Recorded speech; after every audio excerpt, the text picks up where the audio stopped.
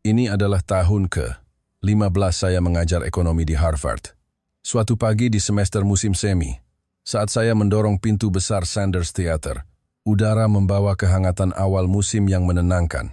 Lebih dari 300 mahasiswa dari seluruh penjuru dunia perlahan-lahan mengisi ruang kuliah bertingkat. Kebisingan dan sedikit ketegangan menciptakan suasana yang akrab. Tetapi saya tahu, kelas hari ini tidak akan sama seperti biasanya. Kali ini, saya akan mengungkap sebuah teka-teki yang bahkan ilmu ekonomi itu sendiri tidak dapat menjelaskannya dengan sempurna. Selamat pagi, semuanya. Saya berbalik dan menulis 4 kata di papan tulis. Paradoks Ekonomi Indonesia. Kapur tulis berderit. Di barisan depan, Jonathan Tan, seorang putra konglomerat dari Singapura, tertawa kecil dengan nada meremehkan. Di sebelahnya Yuki Tanaka, putri seorang zaibatsu dari Jepang, mengangkat alisnya dengan ekspresi berpikir. Di kejauhan, beberapa mahasiswa Amerika dan Eropa saling bertukar pandang, sepertinya sudah siap untuk mendengarkan sebuah studi kasus yang menarik, namun tidak relevan dengan kenyataan mereka. Dan di sudut paling kiri belakang, seorang pemuda yang nyaris tak terlihat duduk dengan tenang, Budi Santoso. Jaket hoodie gelap, laptop tua, dan buku-buku bekas yang tebal. Dia tampak seperti mahasiswa biasa lainnya, yang ditelan oleh lautan informasi di Harvard. Tapi saya tahu, dia bukan. Anak ini berasal dari Pasar Senen, Jakarta, sebuah tempat yang tak terhitung. Sering saya lihat dalam data penelitian, tetapi sangat jarang saya sentuh secara langsung. Dalam keheningannya, tersimpan kekuatan yang sulit saya gambarkan. Saya memulai dengan perlahan. Menurut teori ekonomi klasik, sebuah negara kepulauan dengan sumber daya yang dieksploitasi, diplomasi yang kompleks, dikelilingi oleh kepentingan kekuatan besar, dengan populasi lebih dari 270 juta yang tersebar, seharusnya tidak dapat menempati posisi krusial dalam rantai pasok ekonomi dan teknologi global. Bahkan, negara itu seharusnya sudah lama terpinggirkan dalam persaingan internasional. Terdengar tawa kecil di dalam kelas. Jonathan Tan langsung mengangkat tangan. Profesor, Anda sedang membicarakan Indonesia, kan? Saya selalu berpikir negara itu hanyalah pemasok bahan mentah dan tenaga kerja murah. Teknologinya bergantung pada negara lain, pasarnya bergantung pada ekspor komoditas, dan posisi internasionalnya bergantung pada posisinya di ASEAN. Kalau bukan karena nikel dan minyak sawitnya, siapa yang akan mengingat tempat itu? Beberapa mahasiswa Eropa mengangguk setuju. Benar, skala ekonomi Indonesia bahkan tidak sampai 1/10 dari Tiongkok. Korupsi dan birokrasi menjadi masalah kronis. Apa yang membuatnya layak menjadi subjek penelitian? Saya tidak menjawab, hanya menekan tombol remote. Layar proyektor langsung menyala. Mari kita mulai dari angka. Di layar muncul peta cadangan nikel global untuk baterai kendaraan listrik. Pangsa Indonesia, lebih dari 25% cadangan dunia, dengan kendali yang semakin ketat atas rantai pasok hilir. Seluruh inti dari transisi energi hijau dunia, dari Tesla hingga CATL, semuanya bergantung pada Indonesia. Ruangan menjadi hening sejenak. Angka tidak pernah membawa emosi, tetapi mereka memiliki kekuatan untuk membungkam. Jonathan Tan mencibir. Hanya menambang. Kan? Itu pekerjaan kasar. Teknologi, merek, dan kekuatan harga, semuanya dipegang oleh orang lain.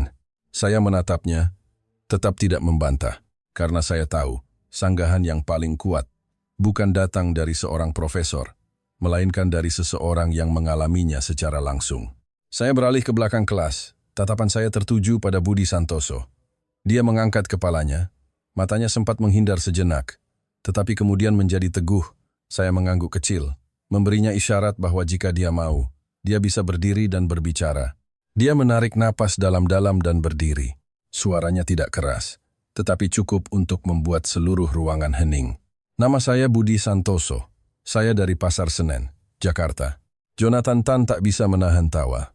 Bahkan ada yang berbisik, anak pasar. Seleksi Harvard semakin aneh saja.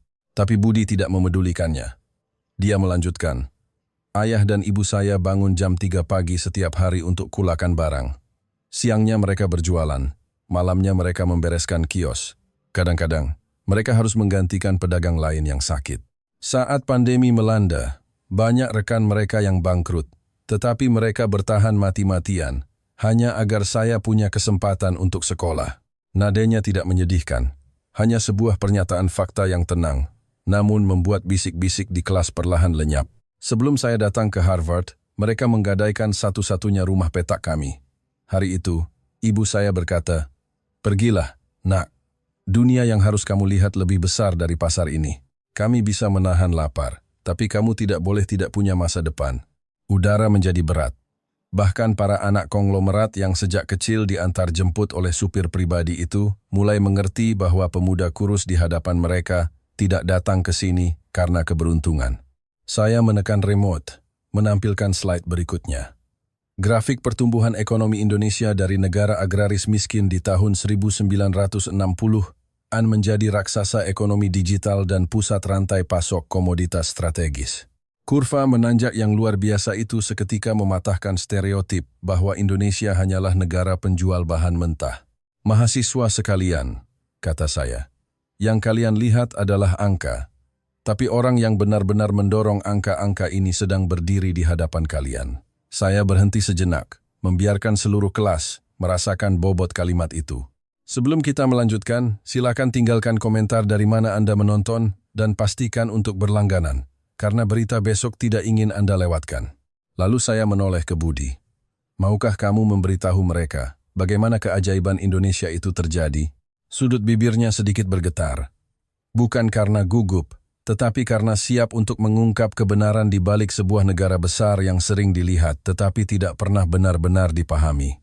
Saat Budi Santoso berjalan perlahan ke tengah ruangan, ketenangan dan kedewasaan yang khas dari anak sebuah negara besar yang berjuang itu mulai menyebar. Tidak ada sepatu mahal, tidak ada laptop model terbaru, tidak ada pakaian bermerek yang mengintimidasi. Di tubuhnya hanya ada aura yang sering saya temui selama penelitian lapangan di Indonesia. Kerja keras, kesederhanaan, dan sejenis kejernihan pikiran tajam yang hanya dimiliki oleh mereka yang berjuang dari bawah ke atas. "Profesor," dia menatap saya. "Jika boleh, saya ingin mulai dengan menjelaskan mengapa saya ada di sini hari ini." Suaranya tidak tinggi, tetapi sangat stabil. Beberapa mahasiswa di barisan belakang mulai mencondongkan tubuh ke depan. Dua mahasiswa Eropa yang tadinya asyik dengan MacBook mereka kini meletakkannya. Budi berdiri tegak, seolah sedang menyusun kembali setiap kepingan pengalamannya. "Orang tua saya pedagang kecil di Jakarta. Kami bukan pengusaha sukses besar, hanya pedagang biasa seperti kebanyakan orang di pasar. Secangkir kopi seharga $5 yang kalian minum sebelum kelas. Kadang-kadang, keuntungan jualan orang tua saya seharian bahkan tidak sampai segitu." Jonathan Tan tertawa kecil. "Lalu bagaimana kau bisa sampai ke Harvard?" Budi tidak menatapnya, hanya melanjutkan dengan tenang. "Karena orang tua saya percaya pada pendidikan. Mereka tidak mengerti ekonomi, tidak mengerti teknologi, tetapi mereka tahu satu hal. Untuk bertahan hidup, Indonesia bergantung pada manusianya. Jadi, sejak kecil yang saya lihat adalah punggung mereka yang tidak pernah berhenti bekerja. Melihat mereka pulang setiap hari dengan tubuh lelah, tetapi masih memaksakan diri untuk tersenyum dan bertanya, 'PR-nya sudah selesai?' Saya melihat ekspresi beberapa mahasiswa yang tadinya angkuh mulai berubah." Budi melanjutkan, "Rumah kami yang sempit, hanya seluas 30 meter persegi, adalah hasil tabungan orang tua saya selama 20 tahun. Ketika saya menerima surat penerimaan dari Harvard, reaksi pertama saya bukanlah bahagia, melainkan takut." Dia berhenti. "Karena biaya kuliah lebih dari $80.000 setahun bagi keluarga kami adalah sebuah kehancuran." Ruang kuliah menjadi sunyi senyap. Saya tahu, ini bukan deskripsi yang didramatisir. Ini adalah kisah nyata dari jutaan anak Indonesia. Berjuang mati-matian, mengandalkan keluarga dan komunitas untuk bersama-sama mendorong masa depan mereka. Budi menarik napas. Ibu saya berkata, "Pergilah. Indonesia itu besar, perjuangan kami berat, tapi kamu tidak boleh hanya melihat pasar. Kamu harus melihat dunia." Jadi, mereka membuat keputusan paling berani dalam hidup mereka, menggadaikan satu-satunya rumah kami.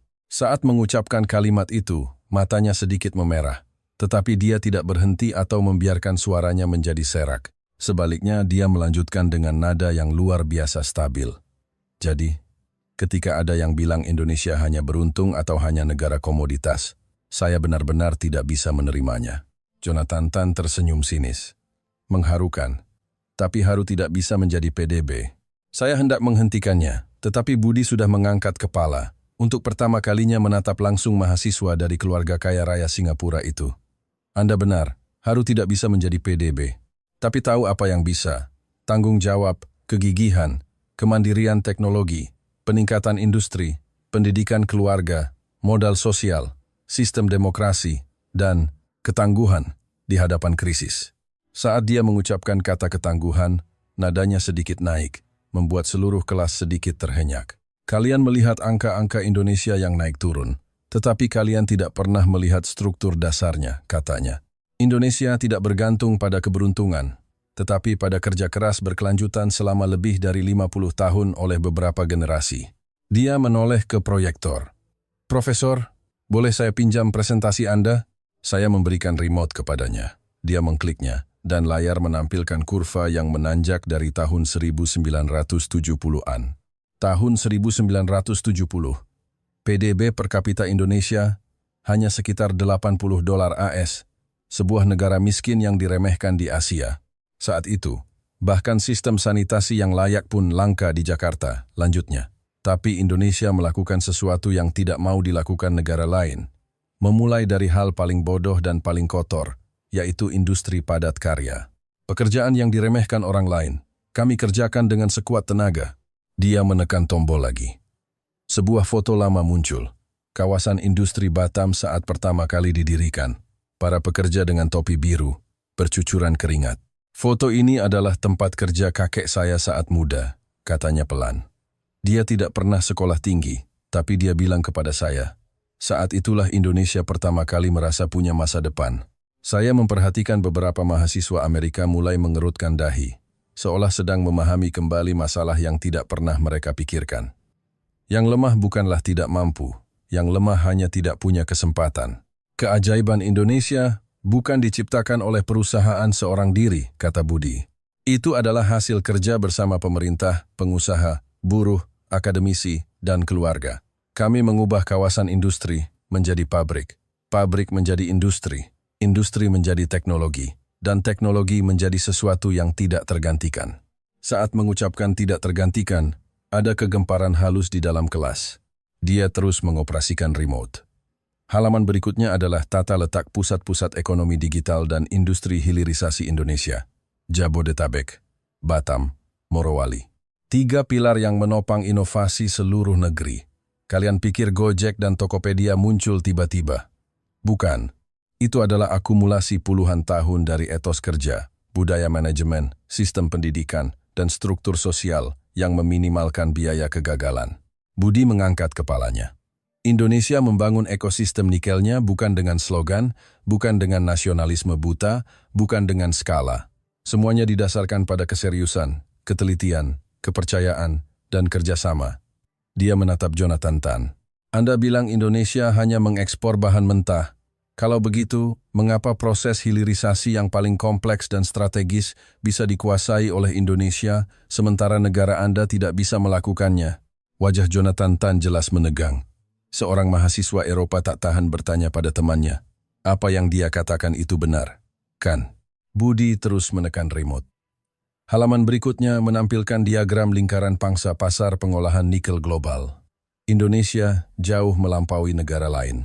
Inilah kenyataannya, katanya pelan. Sebuah negara kepulauan yang kalian sebut bisa ada atau tiada, ternyata menopang seluruh rantai pasok transisi energi dunia. Nadanya tidak sombong.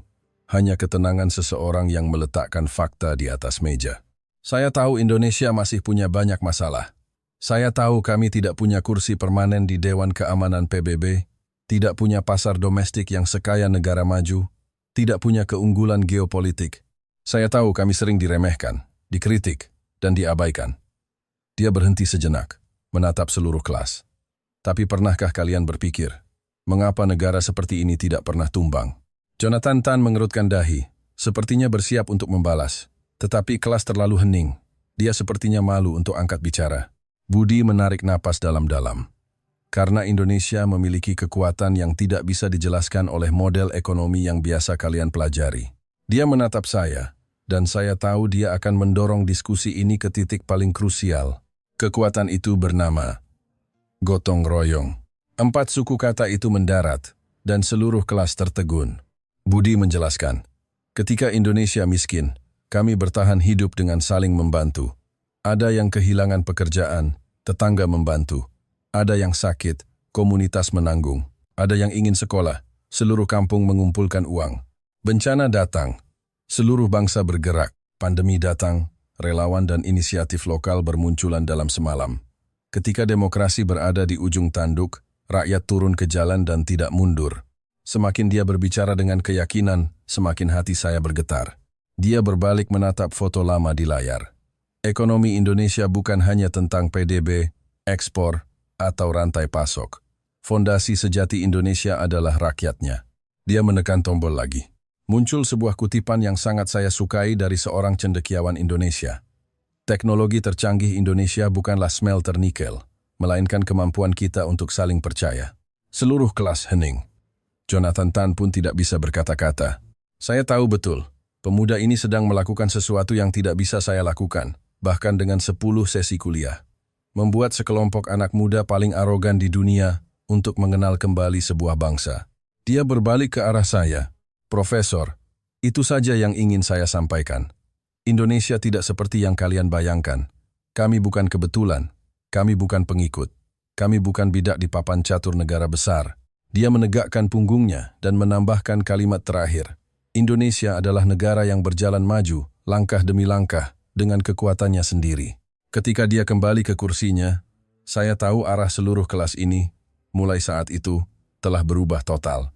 Ketika Budi Santoso kembali ke tempat duduknya, keheningan yang menyesakkan masih menyelimuti ruangan. Beberapa mahasiswa Eropa yang tadinya duduk di baris ketiga sambil sesekali tertawa kecil, entah mengapa kini duduk tegak. Dan nama Indonesia, untuk pertama kalinya, mulai menjadi kompleks di mata para elit ini. Tidak lagi sekadar bayangan kepulauan yang kabur di benak mereka. Saya menekan remote, menampilkan slide berikutnya di layar besar. Rencana awal saya adalah untuk melanjutkan penjelasan tentang titik balik struktur ekspor Indonesia.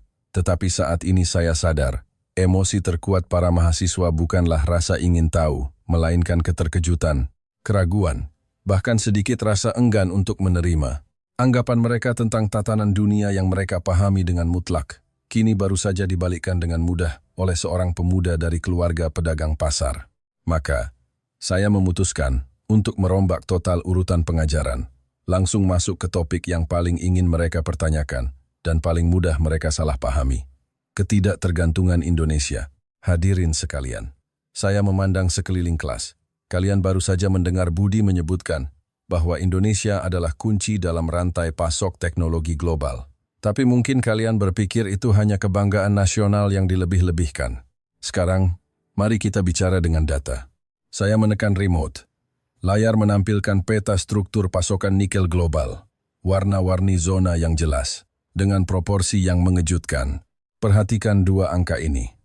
Di antara pasokan nikel kelas 1 untuk baterai kendaraan listrik global, produksi olahan Indonesia kini mendominasi. Dan di pasar bahan baku baterai global, Indonesia menguasai lebih dari separuh pangsa pasar. Terdengar beberapa tarikan napas di dalam kelas. Saya melanjutkan. Ini bukan kata saya. Ini adalah data dari Departemen Perdagangan AS, Bloomberg, McKinsey. Semua mengonfirmasi ini sebagai fakta struktural.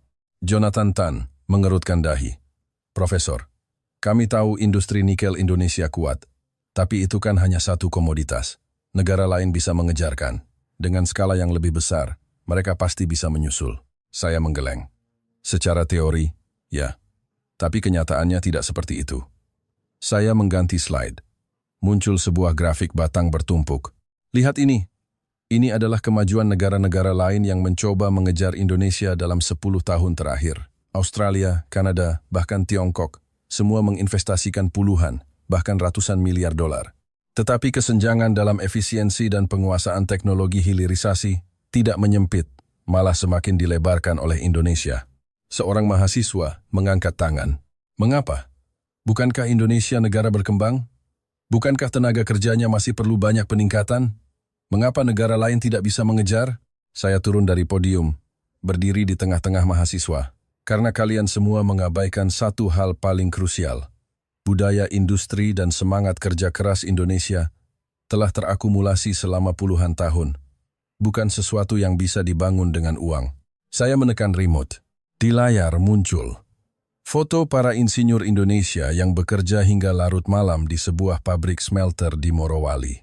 Tahukah kalian ada pepatah internal di kalangan pekerja di sana? Insinyur tidak kenal siang atau malam, yang ada hanya kondisi mesin. Para mahasiswa tertegun. Tahukah kalian bahwa saat proyek percepatan hilirisasi, rata-rata seorang insinyur Indonesia lembur lebih dari 100 jam sebulan? Tahukah kalian berapa tingkat toleransi kesalahan untuk setiap lini produksi? Kesalahan sedikit saja bisa menyebabkan kerugian jutaan dolar. Saya menatap Jonathan Tan.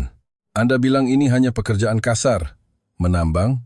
Negara mana di dunia ini yang tim insinyurnya bisa menahan intensitas seperti ini? Dan negara mana yang bisa mengubah pekerjaan kasar ini menjadi benteng teknologi yang tidak bisa disaingi orang lain? Dia membuka mulut, tetapi tidak menjawab. Seorang mahasiswa Jerman mengangkat tangan. Profesor, tapi jika Indonesia memang sekuat itu, mengapa Eropa selama bertahun-tahun masih bersikeras membangun rantai pasok baterai mandiri? Kami tidak sepenuhnya bergantung pada Indonesia. Saya mengangguk. Tentu saja kalian ingin mengurangi ketergantungan. Tapi apakah berhasil? Saya menekan slide berikutnya. Ini adalah perubahan tingkat swasembada bahan baku baterai Uni Eropa dalam 10 tahun terakhir. Dari 15% turun menjadi 8%. Semakin banyak investasi, semakin tertinggal. Karena ambang persaingan di industri strategis ini bukan modal, melainkan saya mengangkat tangan dan menulis 3 kata. Kedaulatan teknologi. Saya menjelaskan, pabrik-pabrik smelter di Indonesia tidak menjual, tidak mentransfer, dan tidak mengekspor know-how inti mereka. Indonesia bersikeras, boleh bekerja sama, tetapi tidak menjual jiwa. Ini bukan slogan, ini adalah strategi negara. Saat itu, seorang mahasiswa Amerika tiba-tiba mengangkat tangan. Profesor, lalu mengapa Indonesia bisa bersikeras? Sebuah negara yang terus menghadapi isu korupsi, terisolasi secara geografis, mengapa berani menolak keinginan negara lain? Nada bicaranya menunjukkan kebingungan yang tulus, tidak lagi ada kesombongan. Saya menarik napas dalam-dalam. Karena Indonesia sudah lama memahami satu hal. Kelangsungan hidup sebuah negara besar tidak bergantung pada ukuran, tetapi pada posisinya yang tak tergantikan. Saya menekan slide berikutnya. Di layar tertulis sebuah kalimat besar. Jika Indonesia berhenti, transisi energi dunia berhenti. Seluruh ruangan menjadi sunyi senyap. Ini adalah pernyataan dari penasihat keamanan energi di Gedung Putih. Saya mengutipnya agar kalian paham. Indonesia ada bukan karena keberuntungan, tetapi karena kekuatannya mengunci sistem dunia. Saya melanjutkan. Yang kalian lihat adalah sebuah negara kepulauan yang luas.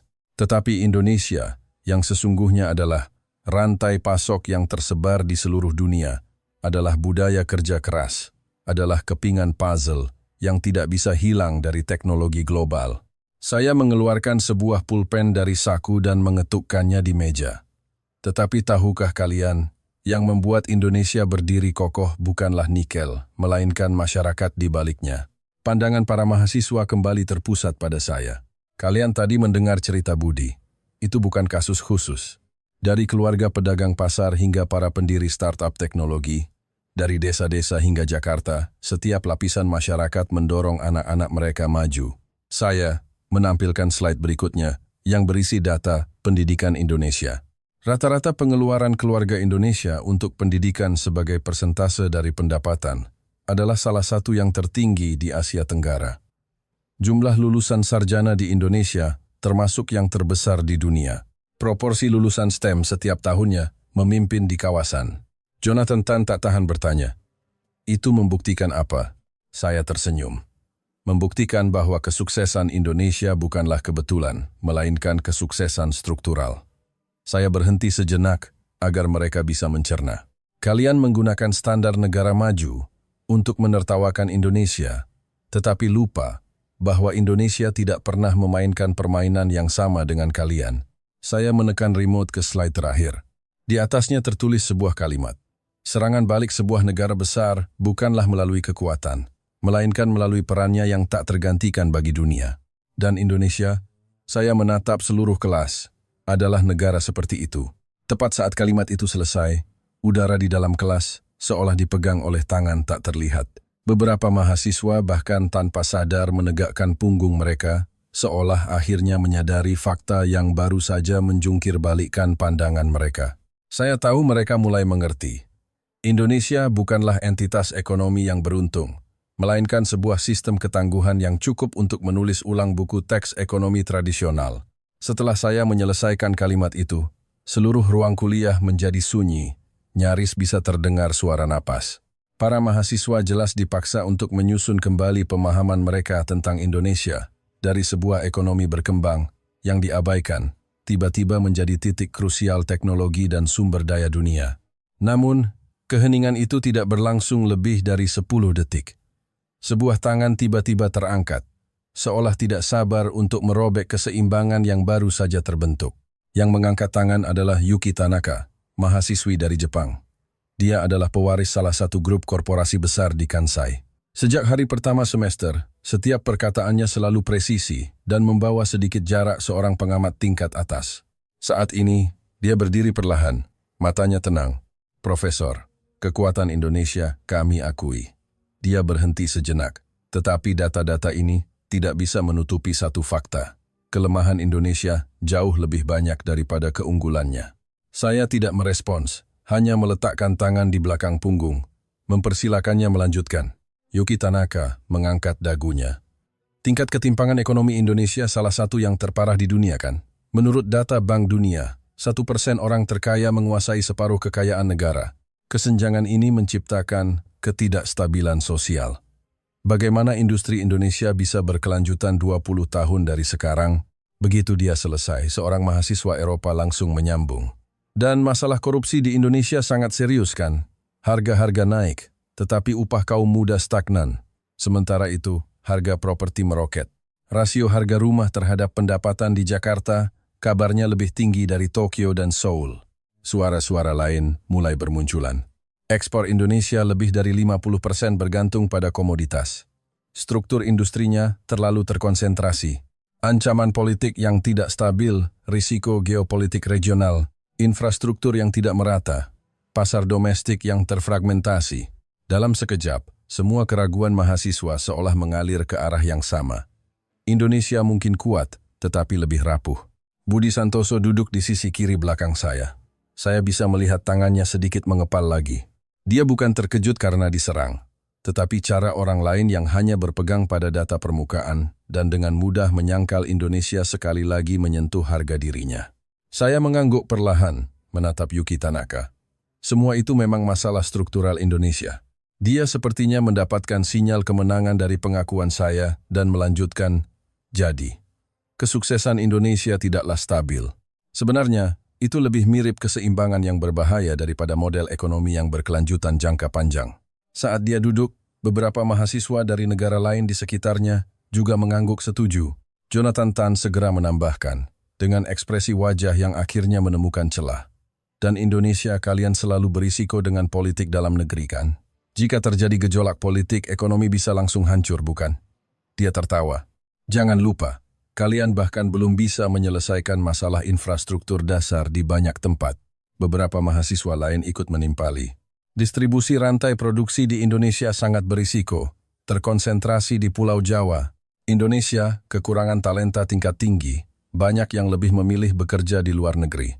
Kaum muda apatis, tidak mau menikah, tidak mau punya anak, tidak mau membeli rumah.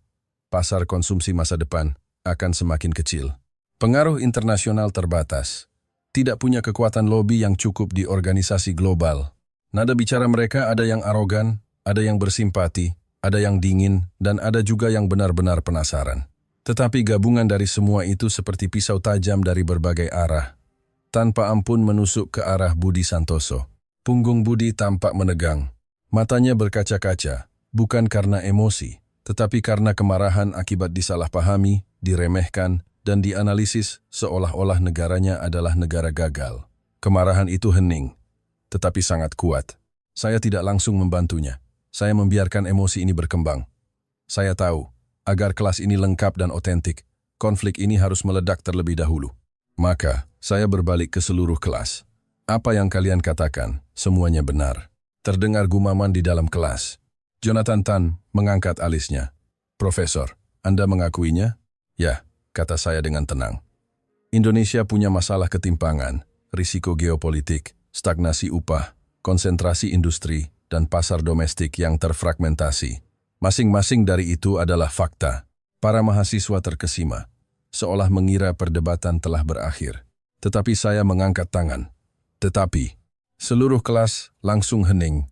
Saya bisa merasakan lebih dari 300 pasang mata terpusat pada saya, seolah menunggu titik balik yang akan mengubah alur cerita. Kalian mengabaikan satu pertanyaan yang lebih penting.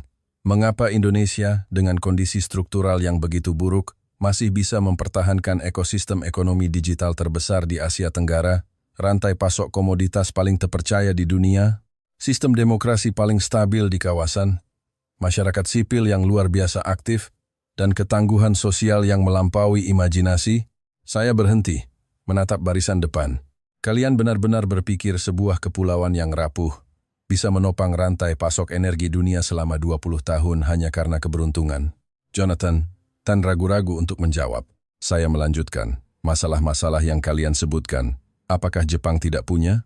Punya. Korea Selatan? Punya. Eropa? Lebih parah.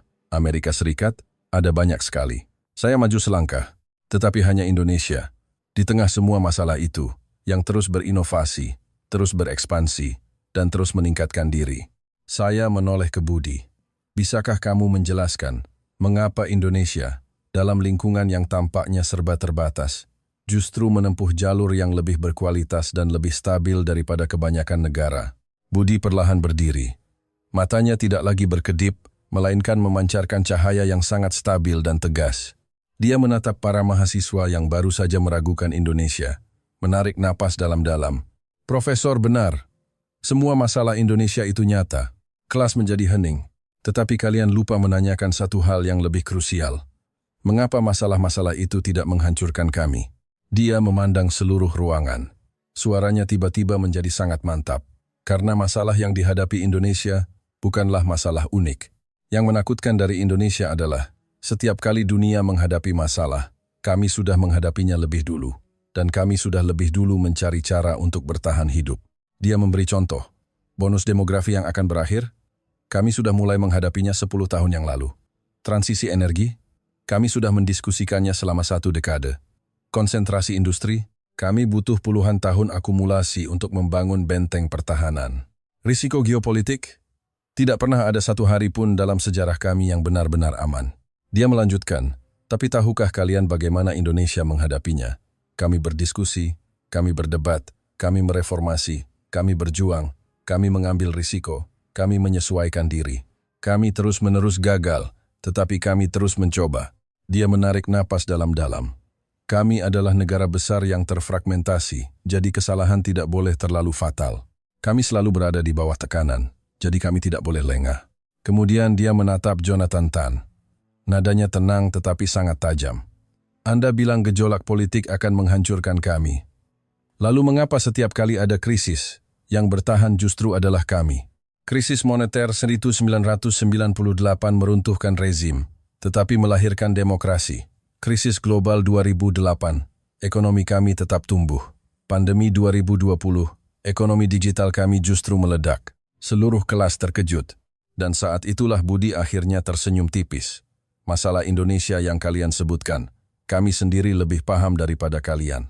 Tapi kami tidak menyelesaikannya dengan keluhan, melainkan dengan ketangguhan. Dia menatap saya. Profesor, Anda benar. Indonesia bukan tidak punya masalah. Indonesia adalah negara yang punya kemampuan untuk hidup dengan masalahnya dan tetap maju. Saya mengangguk. Jadi, mahasiswa sekalian, saya katakan, kerapuhan dan kekuatan Indonesia adalah dua sisi dari mata uang yang sama. Justru karena rapuh, ia lebih bekerja keras. Justru karena terancam, ia lebih bersatu. Justru karena kompleks, ia harus mencapai stabilitas, presisi, dan keandalan yang tidak bisa dicapai orang lain. Saya perlahan mengucapkan inti dari pelajaran ini. Indonesia tidak pernah menjadi negara tanpa masalah. Ia adalah negara yang mengubah masalah menjadi strategi. Seluruh kelas kembali hening. Keheningan di mana tidak ada yang berani menyela, karena mereka tahu arah argumen akan memasuki logika mendalam yang belum pernah mereka pikirkan. Dan langkah selanjutnya adalah jiwa sejati Indonesia, kekuatan masyarakat sipil, dan modal sosialnya. Keheningan di dalam kelas terasa sangat panjang, seperti senar yang ditarik hingga batas maksimalnya, siap putus kapan saja. Saya tahu keheningan ini tidak kosong.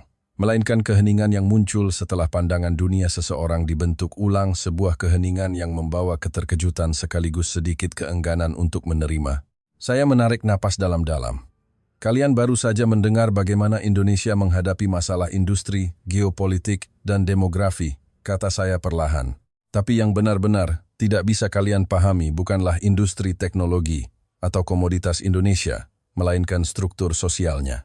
Saya menekan remote. Di layar muncul sebuah foto, sebuah gambar yang tidak akan pernah saya lupakan.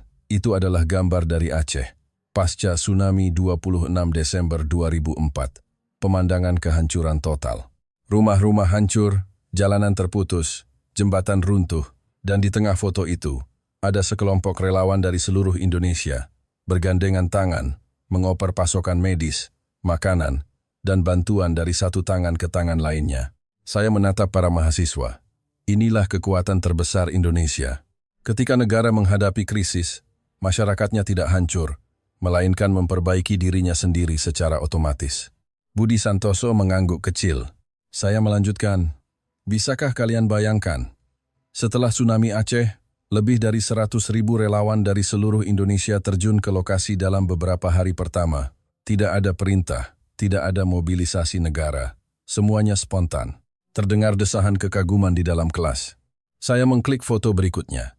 Gambar saat banjir besar melanda Jakarta. Warga di sebuah kampung padat penduduk saling mengevakuasi tetangga mereka yang tidak dikenal ke tempat yang lebih aman. Ini saat bencana banjir. Sekali lagi, tidak ada yang memerintah. Tetapi, seluruh rakyat Indonesia seolah digerakkan oleh satu tangan tak terlihat. Saya menatap sekelompok mahasiswa Eropa. Kalian berasal dari negara dengan sistem kesejahteraan yang kuat, kan? Skandinavia, Prancis, Jerman. Kalian terbiasa pemerintah menanggung segalanya. Tapi Indonesia tidak seperti itu. Indonesia, jika tidak ada sumber daya, mengandalkan manusia. Jika pemerintah lambat, masyarakat bergerak. Jika tidak ada struktur, mereka saling mengandalkan. Saya menekan slide berikutnya, menampilkan sebuah grafik sederhana. Tingkat partisipasi relawan di Indonesia, salah satu yang tertinggi di dunia. Lalu slide berikutnya, foto-foto inisiatif warga bantu warga saat puncak pandemi COVID-19. Ribuan UMKM banting setir memproduksi masker dan APD. Jutaan orang berdonasi melalui platform digital. Komunitas lokal mengorganisir lumbung pangan. Para pemuda membuat aplikasi untuk membantu distribusi oksigen. Ini adalah fondasi penting dari model Indonesia. Masyarakat sipil. Jonathan Tan akhirnya tidak tahan. Menjadi relawan itu mengharukan. Tapi apakah itu bisa menciptakan pertumbuhan ekonomi? Apakah itu bisa menopang rantai pasok global? Saya sedikit mengangkat alis. Sudah menduga dia akan melontarkan pertanyaan khas ekonom rasionalis seperti ini. Bagus, kata saya. Sekarang mari kita bicara tentang variabel yang paling diabaikan oleh ilmu ekonomi, tetapi paling unik di Indonesia, modal sosial. Saya menekan remote. Di layar muncul kutipan dari disertasi yang sedang saya tulis. Keajaiban ekonomi Indonesia sulit ditiru bukan karena teknologinya atau kebijakannya, melainkan karena struktur sosial berskala kecil, dengan tingkat kepercayaan tinggi yang membuat sistem ekonominya memiliki daya pulih yang luar biasa kuat saat krisis. Di bawah, hening. Saya melanjutkan penjelasan. Kesenjangan, pasar kecil, konsentrasi industri, risiko geopolitik yang kalian sebutkan tadi semua itu nyata. Tetapi, saya menekan remote dengan keras. Di seluruh dunia, hanya Indonesia yang bisa menjadikan masalah-masalah ini sebagai kondisi normal, sambil tetap mempertahankan inovasi yang tinggi dan stabilitas sosial. Yuki Tanaka tak tahan mengerutkan dahi. Profesor, itu terdengar seperti Anda sedang meromantisasi Indonesia. Kalau begitu, mari kita bicara fakta. Saya menekan slide berikutnya, menampilkan beberapa studi kasus nyata yang telah saya verifikasi sendiri. Kasus 1. Sistem jaga warga di tingkat RT, RW. Di seluruh Indonesia, ada ratusan ribu komunitas lokal yang mengorganisir keamanan, kebersihan, dan bantuan sosial secara mandiri. Relawan ini kebanyakan adalah warga biasa, bukan ditugaskan oleh pemerintah, melainkan spontan. Seorang mahasiswa Amerika terkejut. Bukankah itu pekerjaan pemerintah daerah di negara kami? Saya mengangguk. Benar, tapi di Indonesia, rakyat secara spontan mengisi kekosongan yang ditinggalkan oleh negara. Kasus 2. Stok darah nasional Indonesia selalu stabil, salah satu yang terbaik di dunia. Amerika dan Eropa setiap tahun mengalami kekurangan kantong darah. Sementara Indonesia hampir tidak pernah, karena budaya donor darah sukarela telah begitu kuat hingga menjadi norma sosial. Kasus 3. Kecepatan gotong royong saat bencana alam, salah satu yang tercepat di dunia. Saat gempa Lombok 2018, tim relawan dari pulau lain tiba dalam hitungan jam. Dapur umum didirikan dalam beberapa jam. Donasi publik melalui platform digital menembus miliaran rupiah dalam 72 jam. Seorang mahasiswa Prancis berbisik, "Itu hampir seperti sebuah komunitas raksasa." Saya tersenyum. Tepat. Itulah Indonesia. Sebuah negara komunitas super besar dengan populasi 270 juta jiwa. Kalimat itu membuat banyak orang menunjukkan ekspresi pencerahan. Saya menambahkan, kalian pikir Indonesia bertahan karena teknologinya. Tetapi di balik teknologi ada budaya, ada sebuah nilai, saling percaya. Saya menekan remote. Di layar muncul sebuah grafik, Indeks Kepercayaan Edelman 2022. Kepercayaan masyarakat Indonesia terhadap pemerintah, bisnis, media, dan LSM termasuk yang tertinggi di dunia. Saya kembali ke tengah podium. Coba tanyakan, ada berapa banyak negara di dunia ini di mana rakyatnya mau berdonasi untuk anak orang lain yang tidak mereka kenal, mau berjaga di lokasi bencana untuk orang asing, mau secara sukarela membuat makanan untuk tenaga medis, mau bekerja sama untuk melawan disinformasi? Jonathan Tan tidak bisa lagi menyela. Ini bukan emosi, ini adalah fakta. Tapi saya belum selesai. Saya menoleh ke arah Budi Santoso. Budi, kamu berasal dari pasar tradisional. Saya ingin mendengar, seperti apa Indonesia yang paling nyata di matamu? Dia berdiri, matanya melembut. Profesor, kekuatan terbesar Indonesia bukan teknologinya, melainkan orangnya. Dia menatap seluruh kelas. Saya tumbuh besar di pasar. Setiap hari melihat Indonesia yang paling otentik. Ada kios yang bangkrut, tetangga sebelahnya akan meminjamkan barang dagangan dulu. Ada yang sakit, semua pedagang akan bergantian menjaga kiosnya. Ada anak yang mau kuliah, seluruh pasar akan ikut patungan. Seluruh kelas terkesima. Ini bukan Indonesia yang mereka bayangkan. Budi melanjutkan, kalian tahu mengapa kami bisa membangun industri yang tangguh? Karena kami saling percaya. Kamu tidak berutang padaku, aku tidak berutang padamu. Kita lewati kesulitan ini bersama-sama. Dia berhenti sejenak, lalu menambahkan sebuah kesimpulan yang mengguncang. Orang Indonesia tidak takut pada kesulitan. Kami takut mengecewakan satu sama lain.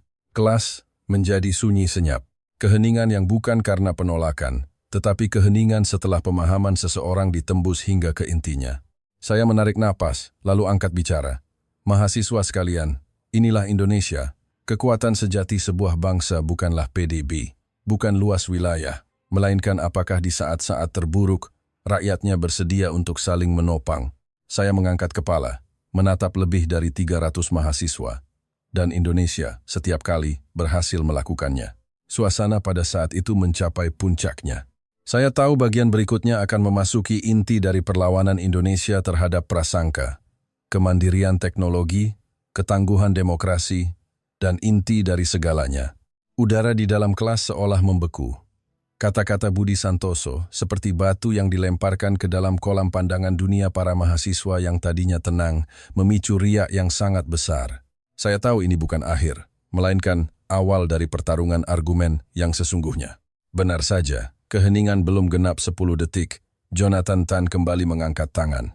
Matanya menunjukkan perlawanan bukan perlawanan terhadap pengetahuan, melainkan perlawanan terhadap egonya yang terluka. Profesor, apa yang disampaikan Budi sangat menyentuh. Dia sengaja menekankan kata menyentuh. Tapi kita harus kembali ke kenyataan bukan? Dia menegakkan tubuhnya dengan nada yang dia anggap rasional. Sehebat apapun Indonesia berusaha, negara itu hanyalah satu mata rantai dalam pasokan global. Terutama dalam industri nikel, kalian bukankah hanya bergantung pada teknologi dari Tiongkok, peralatan dari Eropa, dan investasi dari Korea Selatan? Apa yang bisa disebut mandiri dari Indonesia? Bukankah begitu? Begitu kata-katanya selesai, beberapa mahasiswa Eropa mengangguk, seolah mendapatkan kembali keunggulan rasional mereka. Bahkan beberapa mahasiswa Amerika tersenyum tipis senyum yang menyiratkan, Indonesia hebat, tapi jangan dianggap terlalu serius. Saya tidak langsung menjawab, melainkan menatap Budi. Matanya tetap teguh. Bagaimana kalau kamu yang merespons? Dia mengangguk pelan. Baik. Dia tidak kembali ke kursinya, melainkan tetap berdiri di tempatnya, seolah sedang menghadapi seluruh kesalahpahaman dunia. Apa yang dikatakan Jonathan? Benar. Indonesia memang tidak memiliki seluruh rantai pasok. Kalimat pertamanya justru sebuah pengakuan. Seluruh kelas terkejut. Budi melanjutkan. Tapi Anda melupakan satu hal yang lebih krusial. Seluruh dunia juga tidak bisa berfungsi tanpa Indonesia. Saya menekan remote. Di layar muncul serangkaian angka yang mencolok.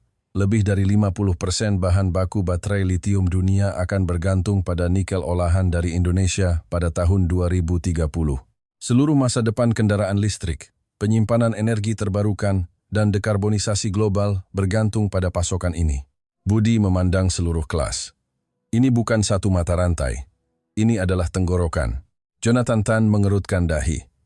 Itu pun hanya karena keberuntungan posisi geografis kan? Siapa suruh kalian kebetulan punya cadangan nikel terbesar? Saya tak bisa menahan senyum tipis. Kau anggap itu keberuntungan? Budi menatapnya. Lalu, tahukah Anda mengapa Indonesia bisa menangkap peluang itu? Dia menekan tombol. Foto muncul. Kawasan industri Morowali saat pertama kali dibangun.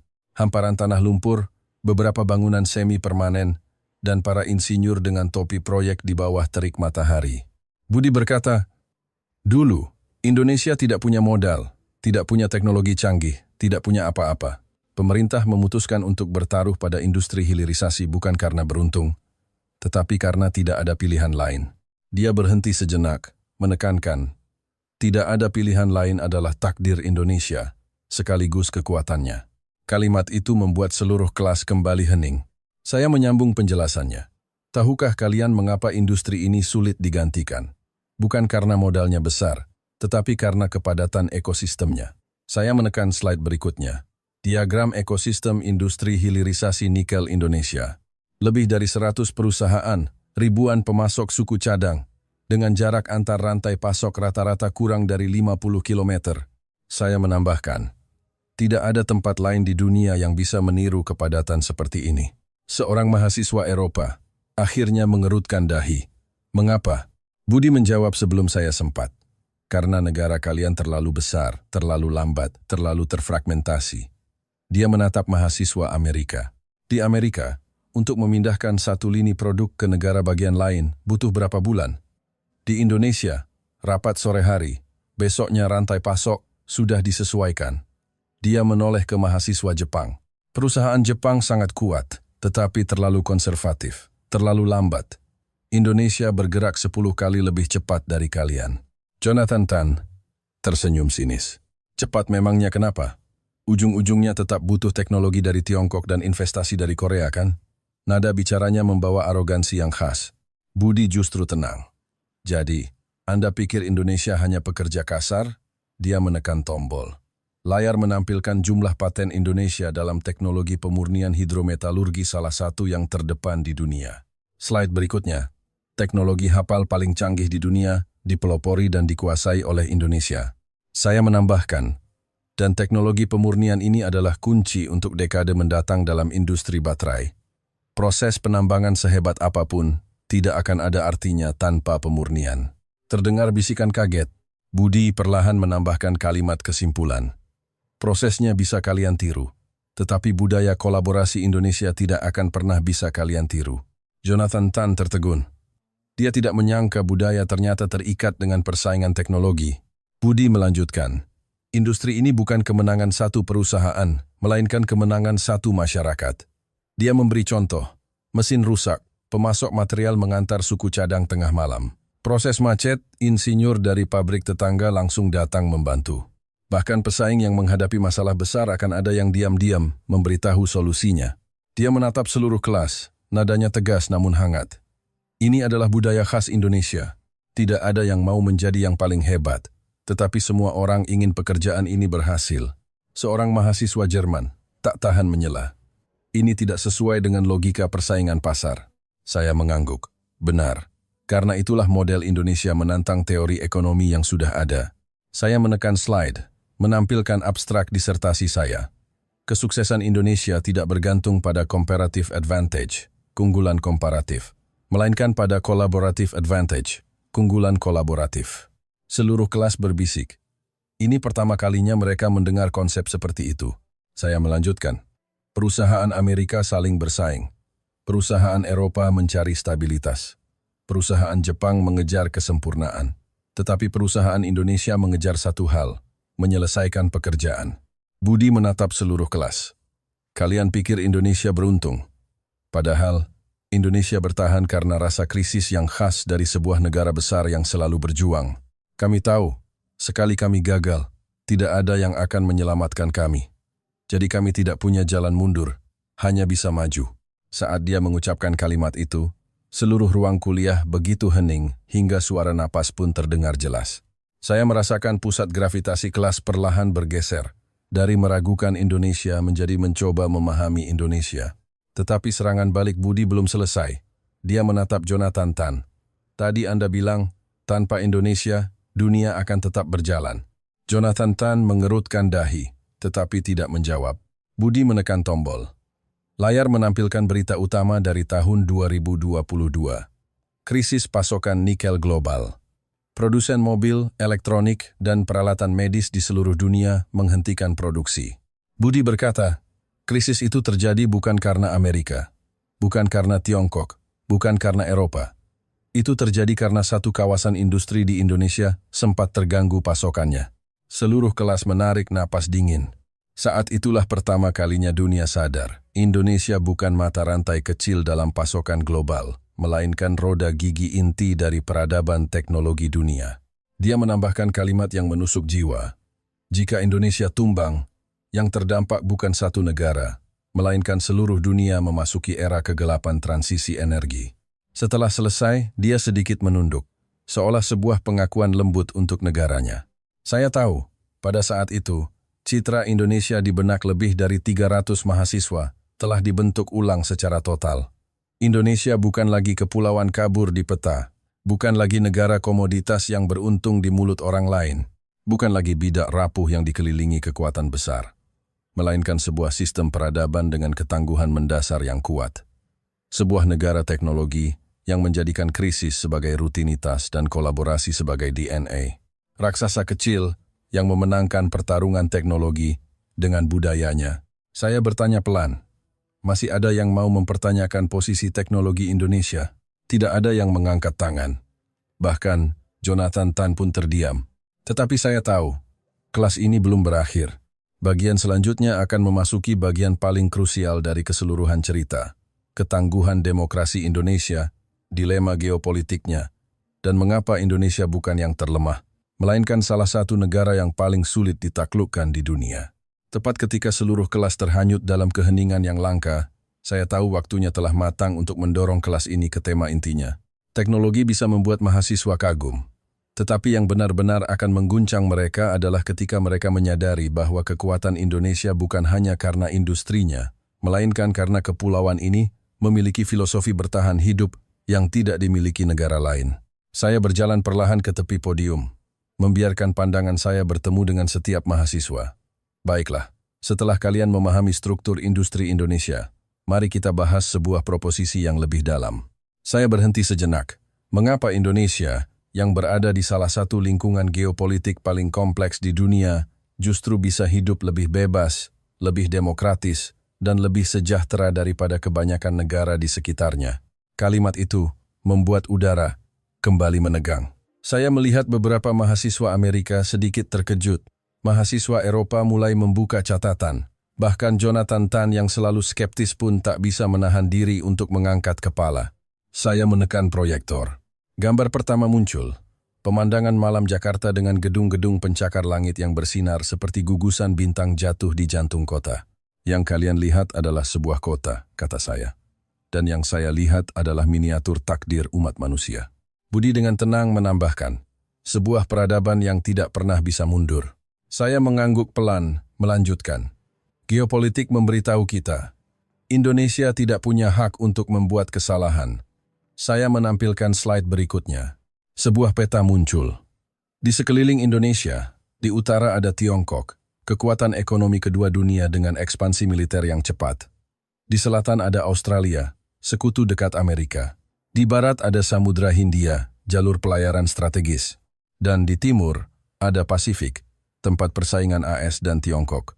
Ini adalah salah satu wilayah dengan ketegangan geopolitik paling padat di dunia.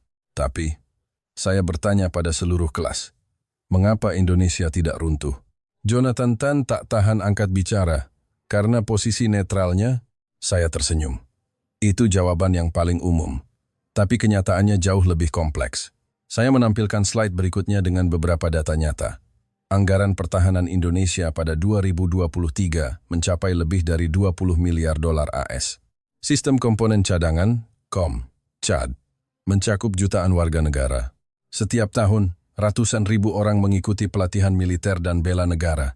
Beberapa mahasiswa Eropa mengangkat kepala karena terkejut. Populasi Indonesia 270 juta, dengan jutaan cadangan militer. Rasio itu gila. Saya mengangguk. Itulah Indonesia. Budi dengan tenang menambahkan, bertahan hidup bukan slogan, melainkan keseharian. Saya melanjutkan penjelasan. Hadirin sekalian, jika kebebasan sebuah negara dilindungi oleh orang lain, itu namanya ketergantungan. Jika sebuah negara berani mempertahankan kebebasannya di tengah bahaya, itu namanya ketangguhan. Saya menekan slide lagi. Layar terbagi menjadi beberapa gambar. Gerakan mahasiswa, Reformasi 1998, aksi menolak RUU kontroversial, perjuangan masyarakat adat, pawai kesetaraan gender, foto-foto relawan di tengah aksi massa. Tahukah kalian apa ini? Tanya saya. Seorang mahasiswa Prancis berbisik, gerakan jalanan di Indonesia. Benar. Saya mengangguk. Tapi yang lebih penting, hampir semua pencapaian demokrasi Indonesia diperjuangkan sendiri oleh rakyatnya. Saya berhenti sejenak, menekankan, demokrasi Indonesia bukan pemberian, melainkan demokrasi yang direbut. Kata-kata ini jelas mengguncang para mahasiswa. Budi menambahkan, kebebasan kami tidak datang begitu saja. Itu dipahat sedikit demi sedikit dari era otoriter. Saya mengangguk. Tidak ada negara demokrasi di dunia yang seperti Indonesia. Di saat ancaman eksternal dan internal begitu besar, ia justru memilih untuk menjadi lebih bebas, lebih terbuka, dan lebih inklusif. Saya menekan slide berikutnya. Berita dari tahun 2023. Indonesia menjadi tuan rumah KTT antaragama terbesar di dunia. Seorang mahasiswa Amerika langsung berseru, "Tunggu, Indonesia lebih maju dalam toleransi beragama dibanding banyak negara lain." Benar, saya mengangguk. Indonesia sering diremehkan, tetapi dalam banyak isu nilai, Indonesia lebih berani daripada kebanyakan negara besar. Jonathan Tan mengerutkan dahi. Tapi keberanian seperti itu bisa ditukar dengan apa? Apa gunanya bagi kenyataan? Saya tersenyum kecil, karena saya tahu, dia menanyakan pertanyaan yang ingin ditanyakan oleh banyak pemimpin dunia. Keberanian bukan untuk realitas, melainkan untuk menciptakan realitas. Saya menekan slide. Di layar muncul gambar jalanan Kiev saat perang Rusia-Ukraina meletus pada 2022. Kemudian, gambar berikutnya adalah suasana di sebuah pasar di Indonesia, di mana orang-orang tetap tenang berbelanja. Setelah perang Ukraina meletus, jajak pendapat di seluruh dunia menunjukkan negara yang paling khawatir perang di Asia adalah, saya berhenti sejenak, Jepang, Korea Selatan, Filipina. Tapi bukan Indonesia. Seluruh kelas tertegun. Saya menambahkan, indeks ketakutan perang di kalangan masyarakat Indonesia adalah yang terendah di Asia Tenggara. Mengapa? Seorang mahasiswa Italia mencoba menebak. Karena sudah terbiasa, Budi berkata pelan. Karena kami telah menyaksikan terlalu banyak krisis, tetapi tidak pernah membiarkan krisis merenggut kehidupan kami. Saya menambahkan, Indonesia bukan gegabah, melainkan dewasa. Mereka tahu ketakutan tidak akan membawa masa depan. Saya menekan slide lagi. Layar berubah menjadi pemandangan pasar di Yogyakarta dan Bandung. Orang-orang menyantap sarapan, membeli buah, mengendarai motor, merapikan dagangan. Lihat pemandangan ini, kata saya. Indonesia berada di gudang mesiu paling sensitif di dunia, namun memiliki kebahagiaan paling sehari-hari dan paling damai di Asia. Saya perlahan mengucapkan kesimpulan terpenting dari seluruh bab ini. Kekuatan Indonesia bukan karena tidak ada bahaya, melainkan karena bahkan di tengah bahaya, ia hidup seperti negara normal. Saya menoleh ke Budi. Maukah kamu memberitahu mereka mengapa Indonesia bisa seperti itu? Dia menarik napas dalam-dalam. Karena kami tahu, kebebasan hanya bisa dijaga oleh diri sendiri. Seluruh kelas hening senyap. Lalu Jonathan Tan tiba-tiba bertanya dengan suara pelan, "Tapi, kalian tidak lelah?" Budi menatapnya. "Lelah." Dia tersenyum sedikit pahit, namun sangat tegas. "Tetapi jika kami tidak menjaga Indonesia, siapa yang akan menjaganya untuk kami?" Saya menambahkan dengan suara pelan, "Indonesia tidak punya jalan mundur. Tapi justru karena itu, Indonesia lebih berani, lebih realistis, dan lebih bertanggung jawab daripada banyak negara lain." Saya menampilkan slide terakhir. Survei dari sebuah lembaga riset pada 2023. 79% pemuda Indonesia bersedia berjuang untuk mempertahankan negaranya. Beberapa mahasiswa Amerika menarik napas dingin. Beberapa dari mereka bahkan matanya berkaca-kaca. Saya berhenti di depan podium. Dengan nada paling tenang, saya menyampaikan inti dari pelajaran ini. Hadirin sekalian, Indonesia bukan korban geopolitik, melainkan penjaga stabilitas regional. Indonesia bukan kepulauan yang rapuh, melainkan garda depan yang menopang nilai-nilai kemanusiaan. Indonesia bukan bidak. Indonesia adalah pemain. Seluruh ruang kuliah hening selama 10 detik. Bahkan Jonathan Tan, untuk pertama kalinya, menunjukkan ekspresi berpikir yang tulus, bukan lagi kesombongan. Tapi saya tahu, cerita ini belum berakhir. Babak berikutnya akan memasuki klimaks tertinggi. Mengapa Indonesia bisa dipercaya secara mendalam oleh perusahaan global? Mengapa komunitas internasional semakin bergantung pada Indonesia? Bagaimana soft power Indonesia bangkit di tengah diplomasi, teknologi, dan citra internasional? Tepat ketika saya pikir emosi seluruh kelas telah mencapai titik paling tegang, saya melihat perubahan halus mulai terjadi. Para mahasiswa yang tadinya membawa keraguan dan superioritas, terutama yang dari Eropa dan Amerika Utara, mulai benar-benar merenung. Bukan lagi sekadar membantah. Itu adalah ekspresi ketika pandangan dunia seseorang mulai retak. Saya tahu, ini adalah momen terbaik untuk membawa mereka ke pemahaman tingkat berikutnya. Saya melambatkan langkah, berjalan ke tengah ruang kuliah, seolah memindahkan medan perang dari slide presentasi ke dalam hati setiap orang. Hadirin sekalian, kalian telah mendengar begitu banyak cerita tentang Indonesia. Mungkin kalian merasa Indonesia sangat tangguh, sangat berani. Tapi kalian mungkin masih bertanya, atas dasar apa dunia harus percaya pada Indonesia? Saya menatap mereka, mengucapkan kata demi kata. Kepercayaan tidak bisa ditukar dengan PDB, tidak bisa ditukar dengan kekuatan militer, dan juga tidak bisa ditukar dengan jumlah penduduk. Saya menekan remote. Di layar muncul sebaris kalimat. Kepercayaan adalah sesuatu yang diakumulasi. Budi menambahkan, terutama bagi Indonesia, kepercayaan didapat dari konsistensi tindakan dan prinsip selama puluhan tahun. Saya melanjutkan, mari kita mulai dari ekonomi. Saya beralih ke slide berikutnya. Sebuah grafik yang menunjukkan statistik gangguan rantai pasok global. Data Indonesia berada di posisi paling bawah, salah satu yang paling stabil di antara semua negara industri utama. Tahukah kalian mengapa? Tanya saya. Seorang mahasiswa Amerika bernama Kevin mengangkat tangan. Karena orang Indonesia lebih pekerja keras. Saya menggeleng. Kerja keras bukan jawaban utuh. Saya menampilkan slide berikutnya. Tingkat ketepatan waktu pengiriman perusahaan Indonesia kepada klien global. 98,7% 2023. Salah satu yang tertinggi di dunia. Saya menjelaskan, sekali perusahaan Indonesia berjanji untuk mengirim, mereka pasti akan melakukannya. Bahkan jika harus bekerja lembur semalaman, bahkan saat ada hari libur nasional. Saya menatap mahasiswa Eropa. Ketika saya di Jerman, mitra bisnis saya akan berhenti beroperasi selama 3 hari saat liburan. Bagi pengusaha Indonesia, hampir tidak ada konsep seperti itu. Budi mengangguk. Kami tidak suka berutang pada orang lain, dan kami tidak suka membuat orang lain menunggu. Terdengar desahan kekaguman di kelas. Para mahasiswa barat jelas tidak bisa membayangkan keandalan rantai pasok bisa menjadi daya saing nasional. Saya melanjutkan, tetapi yang benar-benar membuat Indonesia mendapatkan kepercayaan internasional bukan hanya kerja keras, melainkan memegang janji. Saya menampilkan sebuah cuplikan berita. Setelah gempa bumi besar melanda Turki pada 2023, tim penyelamat dan bantuan kemanusiaan Indonesia adalah salah satu yang pertama tiba dan terakhir meninggalkan lokasi. Indonesia selalu menjadi salah satu negara yang tim penyelamatnya paling awal tiba dan paling akhir pulang. Saya beralih ke seluruh kelas. Sebuah tempat yang akan mengulurkan tangan saat orang lain menderita, tentu saja akan dipercaya oleh dunia. Kalimat itu sangat ringan, tetapi cukup untuk membuat seluruh kelas hening. Tapi saya tahu, bagian berikutnya akan benar-benar mengguncang para elit dunia masa depan ini. Saya menekan slide lagi. Layar berubah menjadi sebuah akronim yang familiar. UMKM, usaha mikro, kecil, dan menengah.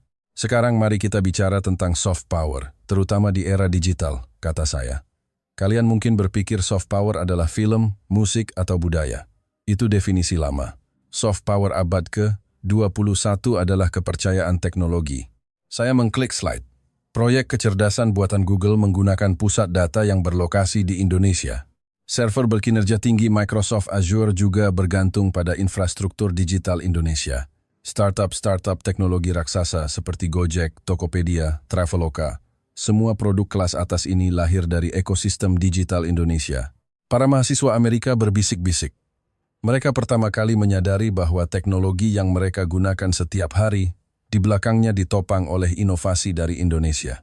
Saya melanjutkan, tahukah kalian mengapa perusahaan-perusahaan teknologi global berani menempatkan pusat data terpenting mereka di Indonesia? Tidak ada yang menjawab. Budi dengan perlahan berkata, karena Indonesia tidak akan mencuri teknologinya.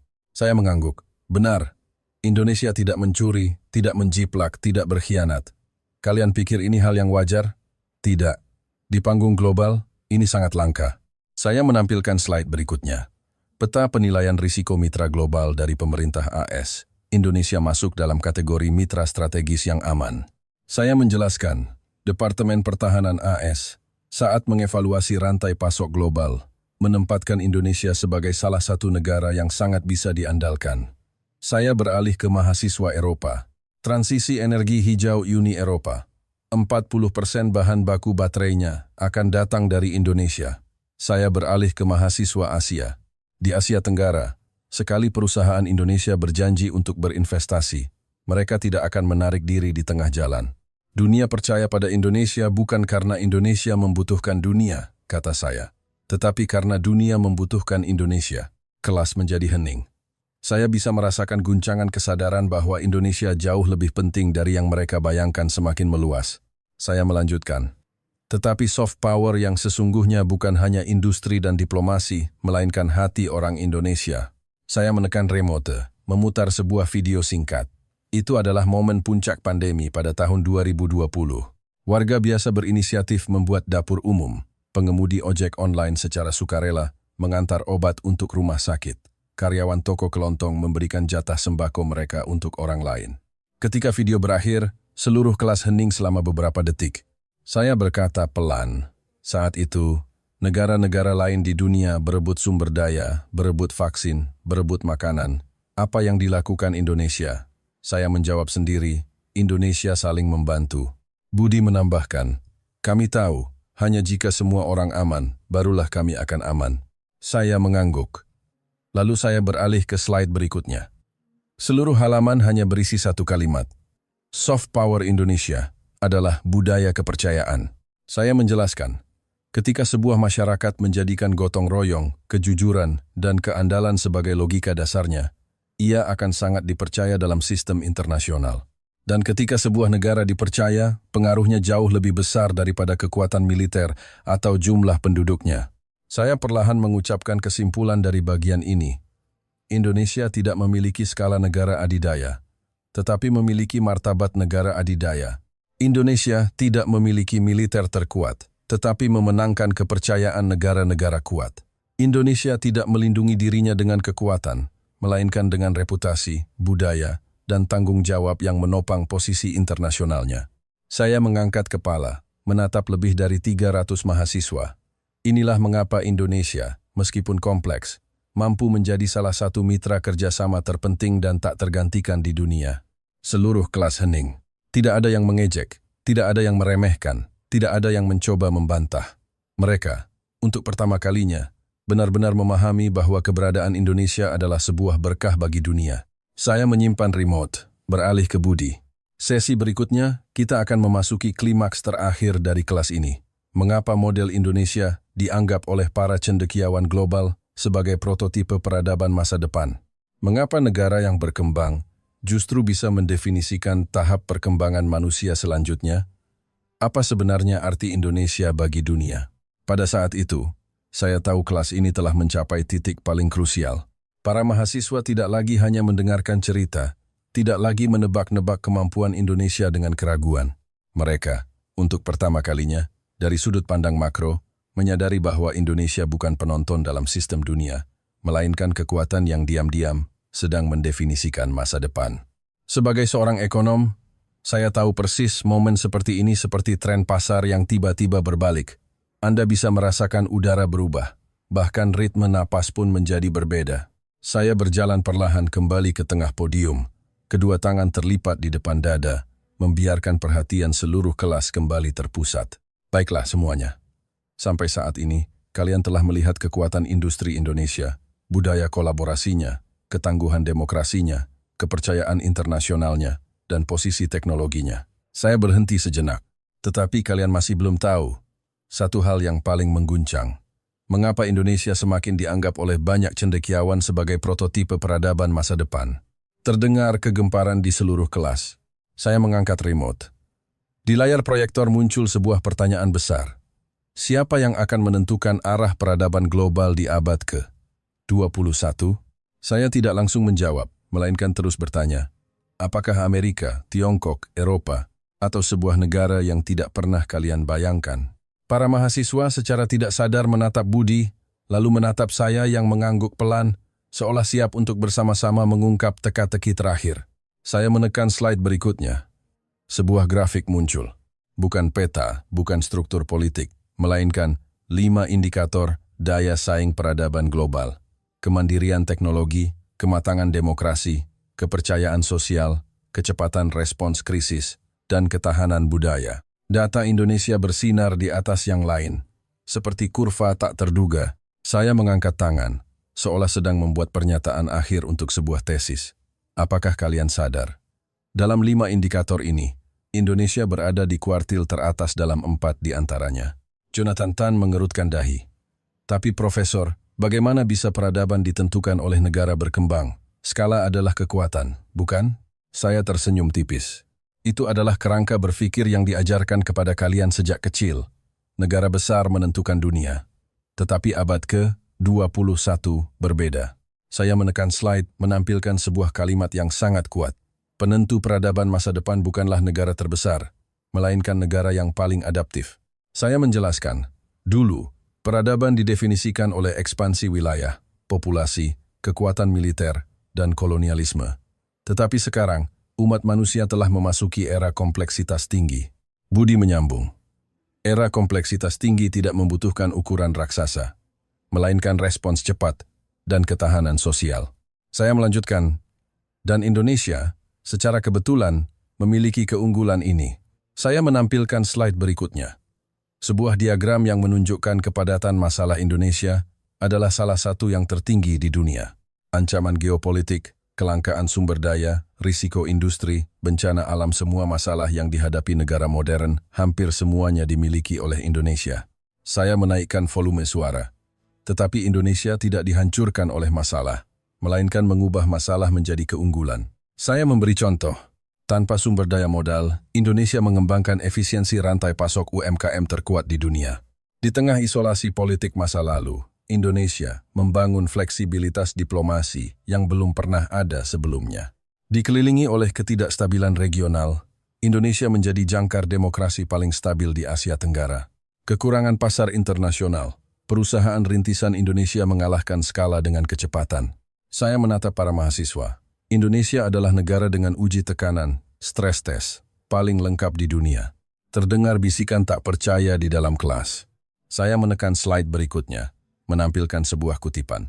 Indonesia adalah laboratorium bagi negara-negara demokrasi di masa depan. Laporan Demokrasi Global The Economist, 224. Kalian tahu mengapa? Tanya saya. Tidak ada yang menjawab.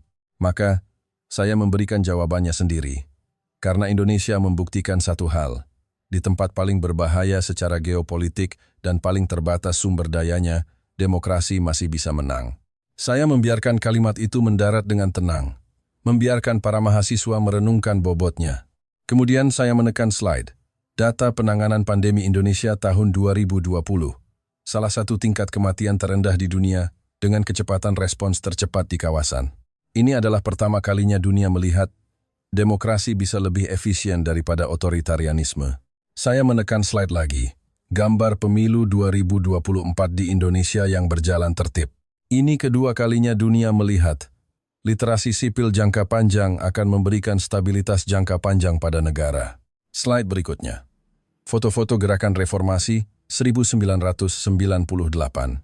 Dan ini ketiga kalinya dunia melihat rakyat melindungi demokrasi, bukan pemerintah yang memberikannya. Seorang mahasiswa Amerika akhirnya tak tahan mengangkat tangan. Profesor, Anda tadi bilang Indonesia adalah prototipe peradaban masa depan. Apakah ini maksudnya? Belum cukup. Saya terus menekan slide, menampilkan judul baru. Model Indonesia. Satu-satunya sistem tata kelola yang stabil di era kompleksitas tinggi. Saya memberi contoh. Amerika punya kebebasan, tetapi tidak punya efisiensi sosial. Tiongkok punya efisiensi, tetapi tidak punya kebebasan. Eropa punya institusi, tetapi kurang kecepatan. Jepang punya stabilitas, tetapi kurang inovasi. Singapura punya ketertiban, tetapi kurang benturan budaya yang beragam. Saya menunjuk ke kolom Indonesia. Kebebasan plus efisiensi, inovasi plus ketangguhan, kecepatan plus stabilitas, keberagaman plus persatuan. Selama 30 tahun terakhir, tidak ada negara di dunia yang berhasil menggabungkan semua elemen ini sekaligus. Saya berhenti sejenak, membiarkan semua mahasiswa memahami sepenuhnya informasi ini. Dan Indonesia berhasil melakukannya. Kelas menjadi sunyi, senyap. Budi perlahan menambahkan, Indonesia tidak sedang bersaing dengan negara lain. Kami sedang mencari cara hidup yang baru. Saya mengangguk. Cara hidup yang mana? Saya menekan slide terakhir. Di layar muncul sebuah kalimat, kesimpulan dari penelitian 10 tahun saya. Model Indonesia adalah paradigma paling layak untuk dunia multikrisis di masa depan. Saya mengangkat tangan, perlahan menjelaskan. Ketika dunia memasuki abad AI, krisis iklim, restrukturisasi rantai pasok, dan benturan geopolitik, yang dibutuhkan sebuah negara adalah kecil dan fleksibel dalam pengambilan keputusan, saling percaya yang tinggi, kemandirian teknologi, masyarakat terbuka, koordinasi cepat, dan tahan risiko. Saya mengacungkan satu jari. Amerika kurang kepercayaan. Jari kedua, Tiongkok kurang kebebasan. Jari ketiga, Eropa kurang kecepatan. Jari keempat, Jepang kurang dinamika komunitas. Jari kelima, saya berhenti di udara. Dan Indonesia, sebuah kepulauan yang tumbuh besar di tengah bahaya, memiliki semua itu. Saya maju selangkah, seolah ingin menanamkan kesimpulan paling inti dari kelas ini di hati mereka. Hadirin sekalian, kalian tidak sedang melihat sebuah negara. Kalian sedang melihat cetak biru masa depan umat manusia. Sebuah prototipe. Saya akhirnya berkata, Indonesia bukan negara berkembang. Indonesia adalah negara masa depan. Seluruh kelas hening. Beberapa mahasiswa menahan napas. Ada yang matanya memerah. Ada yang jelas begitu terguncang hingga lupa memegang pulpennya. Dan Jonathan Tan, mahasiswa yang dari awal meragukan Indonesia, saat ini akhirnya mengangkat kepala menatap Budi. Di matanya, untuk pertama kalinya, tidak ada arogansi, melainkan pemahaman yang dalam, kompleks, bahkan membawa rasa hormat. Ketika saya berdiri di tengah podium, menatap 300 lebih wajah muda di hadapan saya tiba-tiba sadar kelas ini bukan lagi sekadar kuliah ekonomi. Ini telah menjadi sesuatu yang lebih dalam, lebih besar. Sebuah diskusi tentang arah peradaban masa depan, sebuah dialektika tentang makna keberadaan sebuah bangsa, dan bahkan sebuah refleksi tentang apakah umat manusia bisa terus maju di dunia yang kompleks ini. Saya menarik napas dalam-dalam, memutuskan untuk memberikan kata penutup. Hadirin sekalian, hari ini saya telah berbicara tentang ekonomi, teknologi, demokrasi, budaya, sistem kepercayaan, penanganan krisis, dan model industri Indonesia. Jika kalian bertanya kepada saya, apa sebenarnya kekuatan sejati Indonesia? Saya berhenti sejenak. Sebenarnya, bukan semua data itu. Kekuatan Indonesia, lanjut saya, adalah sebuah pilihan. Di tengah bahaya, memilih kebebasan. Di tengah isolasi, memilih keterbukaan. Di tengah kelangkaan sumber daya, memilih inovasi. Saat diancam, memilih untuk bertahan. Di antara konflik, memilih kebaikan. Di dunia yang kompleks, memilih untuk saling percaya. Saya memandang sekeliling. Pilihan seperti ini bukanlah hal yang wajar. Tidak semua negara bisa melakukannya. Tetapi Indonesia melakukannya, dan telah melakukannya selama puluhan tahun. Saya bisa merasakan emosi para mahasiswa menegang. Mereka, untuk pertama kalinya, melihat Indonesia sebagai sebuah peradaban utuh, bukan lagi sekadar nama geopolitik yang disebut di berita. Saya menekan remote. Di layar muncul gambar-gambar orang biasa di Indonesia. Pedagang di pasar malam, insinyur di pabrik smelter, tim penyelamat bencana, pemuda yang mengendarai motor di pagi hari untuk bekerja, pabrik yang lampunya masih menyala saat fajar, warga yang antre untuk memberikan suara. Inilah Indonesia, kata saya, pada seluruh kelas.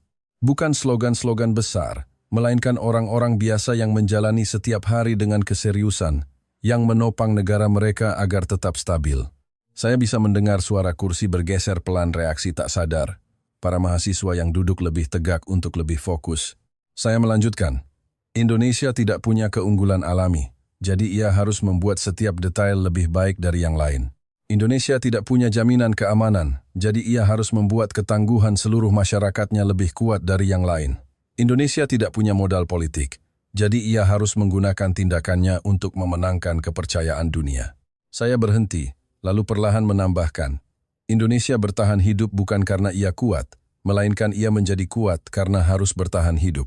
Kalimat itu membuat kelas kembali membeku. Kemudian saya berjalan ke papan tulis, menulis dua kata, pilihan peradaban. Saya berbalik, menatap para calon pengusaha, diplomat, insinyur, dan ilmuwan politik ini. Dunia sedang mengalami siklus perpecahan, konfrontasi, kekacauan, dan perang. Banyak negara semakin percaya bahwa kekuatan lebih besar dari hukum, kepentingan lebih besar dari prinsip, efisiensi lebih besar dari kebebasan. Dan Indonesia, dengan caranya sendiri, telah menjawab pertanyaan paling berbahaya di zaman ini. Bisakah kebebasan terus bertahan di dunia yang penuh tekanan? Saya membiarkan keheningan sedetik jatuh di udara. Jawabannya, bisa. Indonesia telah membuktikannya kepada dunia. Jonathan Tan tiba-tiba mengangkat tangan. Saya bisa melihat dia bukan lagi ingin membantah, melainkan bertanya dengan tulus. Profesor, apakah Anda pikir negara seperti Indonesia benar-benar bisa mengubah dunia? Pandangan seluruh kelas tertuju pada saya. Saya tidak terburu-buru menjawab, melainkan menoleh ke Budi. Bagaimana menurutmu?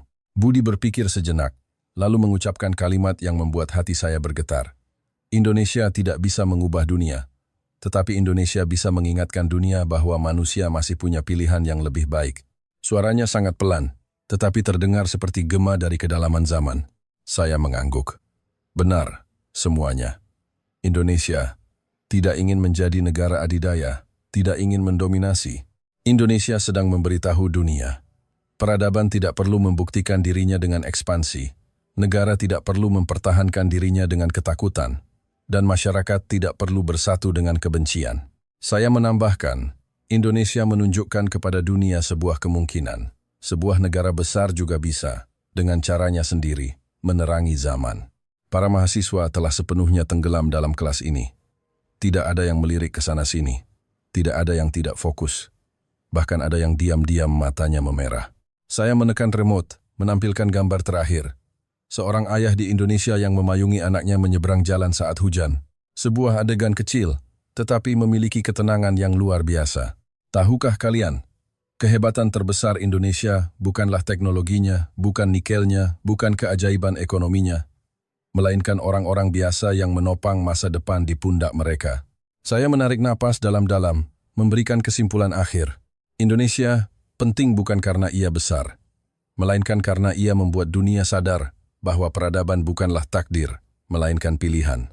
Setiap negara, setiap masyarakat, setiap individu turut menentukan akan seperti apa masa depan itu. Saya berhenti sejenak, membiarkan kata-kata itu meresap ke dalam hati setiap orang. Karena itulah saya katakan, Indonesia adalah prototip peradaban masa depan. Saya menambahkan dengan suara pelan, dan kalianlah yang akan menentukan apakah dunia bersedia belajar dari prototip ini. Saya meletakkan remote, sedikit membungkuk. Terima kasih atas partisipasi kalian hari ini. Kelas berakhir di sini. Ruangan hening sejenak.